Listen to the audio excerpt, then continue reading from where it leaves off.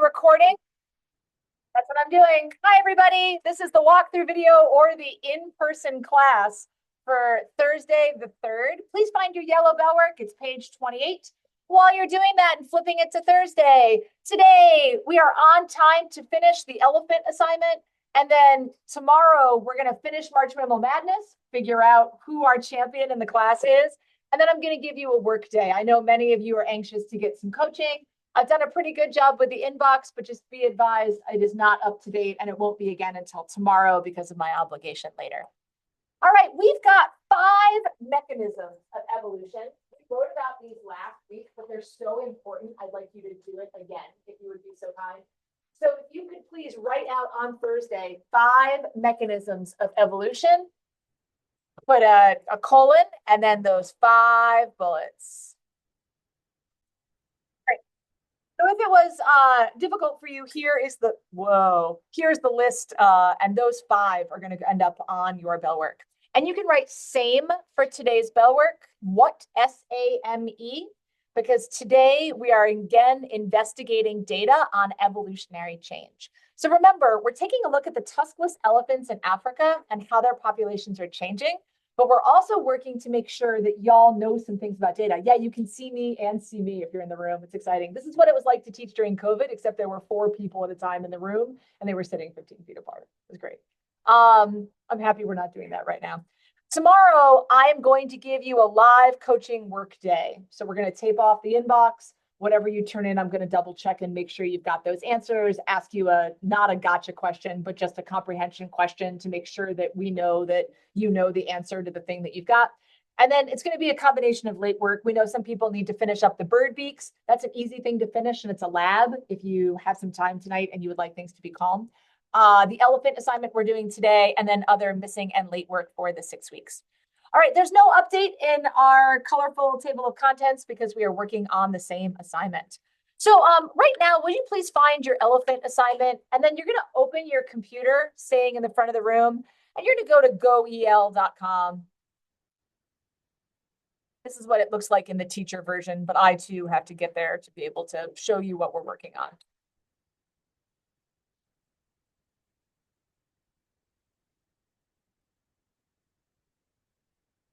Going to goel.com. And now there should be a place. Wait, we're not going to goel.com. That's not what we're doing. That's not what we're doing. No. What you're going to do, wrong day. What you're going to do is head to Canvas, if you would be so kind.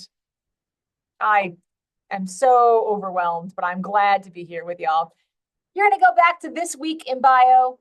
I'll move it so it's in the tomorrow spot, but if you look up on the Wednesday spot, we're going to Data Explorer. I'm so sorry that was confusing. So we're going to Canvas. We're going to start the tool. It might ask you if you were going to save the project. You're welcome to do that, but I'm going to reset the app, choose your data, choose the elephants, and go to data. Cool. Sorry, that was confusing. I'm going to pause the video that I'm recording for a moment so that other people can get there. But again, you're headed to Canvas. You're clicking on the link for Wednesday, which will replicate by the time folks are seeing the video. And you are going to head into the data section. All right. So remember, this activity is going to ask you to learn a little bit about some of the data that you'll see about elephants and interacting with data. And we asked folks to get this idea about a research question that's interesting to you and could be, hang on a second. I should stop the share and reset a share. Hang on. I'm just talking to an empty slide for these nice people. I want to see the whole screen. There we go. So remember, we thought about what it looks like to do a research question, and a really great way to think about that is to think about how does something you're going to put on the x-axis affect something you're going to put on the y-axis. And somebody asked, do I need to be able to do this to solve a particular problem? And the answer is no. This is teaching you about visualizing data. Then in part 3, we're going to give you a problem and have you use a data visualization to solve it. So hopefully I've stalled enough that you've joined me here on Data Explorer. And we're going to go to Visualize here. And we're going to click up to where it says Add a new plot. And then many of the questions you might want to answer are either histograms or scatter plots. I'm going to pick a scatter plot because I want to use a scatter plot to show two numbered data against each other. And I was thinking about it, like, what kind of question would I be interested in? I was thinking about how, I was wondering if you were an older elephant, if your tusks were bigger. That makes sense when you're in like adolescence, right? Like the same way that as adolescents get older, many of us get a little taller in adolescence. But like, I wondered what it was like for elephants their whole lifespan. So I'm going to ask, what is the effect of, and the X1 I'm going to pick is age. What is the effect of age of elephant on their tusk length? And then it just makes a graph. Just makes it with all 777 elephants. Doesn't need to be all 777 elephants. So if I make this so that it fills up the whole screen, it should let me move this up here. So you should be able to see there's some additional filters. So you could say, hey, I'm only interested in the elephants before, and it'll show you just the elephants that were before. You could choose to say, hey, I also would like to see all the elephants, or you could say, I want to see the elephants only later, right? And so there's a way for you to get to ask a lot of different types of questions. Now, let's take a look at the graph that I've picked here. Hopefully you can see that. What do you think? As elephants get older, do their tasks get bigger?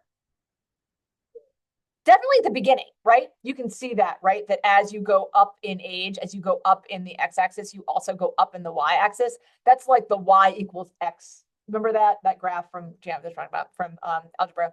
But then, like, what about out here?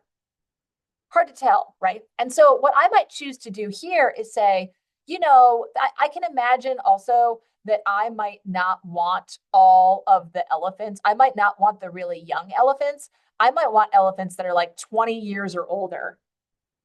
Okay, well, that's the graph for elephants who are 20 years and older. I don't know how old elephants are when they are adults. I haven't looked that up yet. What do you think about this data? The cloud looks really different, right? The data is more separated. Do you think there's a connection? Do you think it still goes up? Some people are saying yeah, some people are saying no. One tool you can use to figure that out is a regression line. So a line that models the relationship is between the X and Y axis. How you calculate these, did you ever do a best fit line on a graph when you were a kid in school and they asked you to use a ruler? So that's what this is doing, but it's using a mathematical tool. Now do you see? As elephants who are over 20 years get older, what happens to their tusk length? It slowly goes up, right? And the slope of the line can tell you something like somebody in the class was just saying about whether it's slow or fast. Now, you could choose to do this exact data. You could also try to figure out if bigger elephants have longer tusks, or if bigger elephants have tusks where the circumference is larger. You can ask a whole bunch of different questions. Any of them would be great, but that's the type of plot that you would like to graph. I think you want to pick two data categories that are numerical. And Connor, you explored a different type of plot. Remember yesterday? Those are interesting, but for where we're going in this class, I want you to pick a scatter plot because we looked at histograms last time and bar and whisker plots are beyond the scope of biology class. So it says here, you have to include this plot when you submit it to Canvas. Will you please find this part of your worksheet? It's question 8 on your worksheet. I would like you to scratch out that text. So on your worksheet, which I think is page 30, you are not going to include the number 8 plot. You are going to include the plot in part 3. So if you're in class, please show me this graph once you've made it. If you are learning remotely or if I'm not here, you are practicing making this graph. And then you're going to use it to read part 3 and think about answering a question about poaching and ivory. And I just wanted to preview this for everybody. The poaching in elephants and other animals has reduced many wild population, but it can also cause changes. Look at this. In the late 1800s and early 1900s, foxes in Canada were heavily hunted for their fur, and people thought that silver fur was more valuable than red fur. Even decades later, there are very few foxes with silver fur because the foxes of the same species with red fur were not hunted. So poaching can have really long-standing consequences. Then what you're going to do is follow the instructions. It's going to ask you some questions, and you're going to make this plot. What type of plot are you going to make? How can you compare means? That's a bar graph. In case you were curious what type of plot you can use to compare mean values, that's going to be a bar graph. So I could take away this plot, I could delete this plot, and I could add in a new plot that was a bar graph. And I could think about what's going to go on the x-axis. You could do years of sample collection or other things. You could use a histogram and explore the averages. You've got a couple options here. By the way, there's a really easy way to get an average or to compare means. There's lots of stuff here for you. But in this class, we don't really do descriptive statistics except for the average, the mean. And you can find that. You don't have to calculate all 777. Look, if I take all the elephants and I check the tusk circumference, I can tell that the mean is about 21 centimeters. Hello. Hi, I'm recording. Can you give me just a moment? You can always take what you need as long as it comes back. So that type of thinking is what you're going to be doing when you get to the visualized plot. And again, what you probably want here is to head to the analysis and be able to pick up some graph for data, for some graphing, some means that will help you. If this gets dicey, I will come back and make another video in a moment to show you how to do that. But you're just going to make your way through it. And then when it says, make sure to include the plot, what we're looking at here is, that's not that at all. What we are looking for here is your 800,000 slides. There we go. What we're looking for here is there's a place for you to submit the handout. That's just you doing the handout. Here's where you're going to submit that second graph. It says in part 2, it's supposed to be in part 3. So what you're going to do is use the snipping tool or snip and sketch. That's the tool that looks like the little scissors. And so there are a couple of them here. Let me get out of this so you can see it. Boom. So they're down here. The one I like to use is snipping tool. You can search for it in the search bar. All you do is hit it. You drag the rectangle. That's a document that you can save. And then you can upload it to Canvas and we'll be able to see your graph. Again, it's only for the graph that you make in part 3. Today's assignment should be, like I said, pretty straightforward. If you get stuck when you get to that third graph, I'll make another video and I'll do a mini lesson for you on class that will teach you about it. And then you're going to start thinking about evolution. This assignment assumes you've never learned about it, but you have learned about it. And so you'll be able to think for a little bit about what you've seen in the elephant population that approaches all of those things.